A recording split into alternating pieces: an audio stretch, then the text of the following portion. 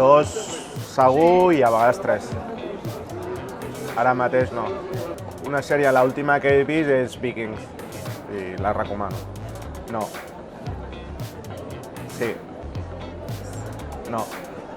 Alguna del cicle infantil del centre parroquial.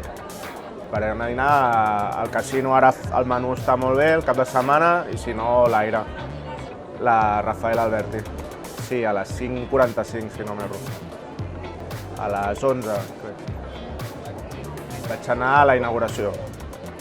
Vaig anar a un partit del Sant Llorenç quan es jugava l'ascens i a la Copa de la Reina de fa un parell de mesos vaig anar a 3 partits. Sí, un 14%, si no m'erro. El Palau Falguera no ho permetria, ni l'Ajuntament actual tampoc. D'entitats, cap, de clubs, d'algun, però d'entitat no. D'entitat no. De cap entitat. Pots dir un club, Soc soci del GEPS, del Cine Baix i ara disfruto molt quan feu el bloc de les eleccions, però també segueixo molt l'opinió del bloc d'opinió en transport públic. preferiblement amb alguna. Agafo sovint el tren, quasi cada dia ara, i el tram també m'agrada molt per moure'm. Són 700 euros ara amb la reforma, està a prop dels 700 euros. S'hauria d'estudiar, és una pregunta complexa. Sí.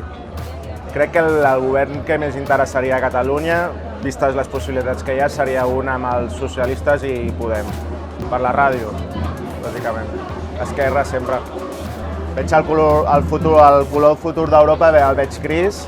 Crec que l'auge dels populismes i l'extrema dreta que poden entrar a les institucions europees ho pot complicar tot més i de fet és una resposta a com han actuat les institucions europees que el ciutadà català, espanyol i europeu s'han vist totalment allunyats de la representació d'Europa.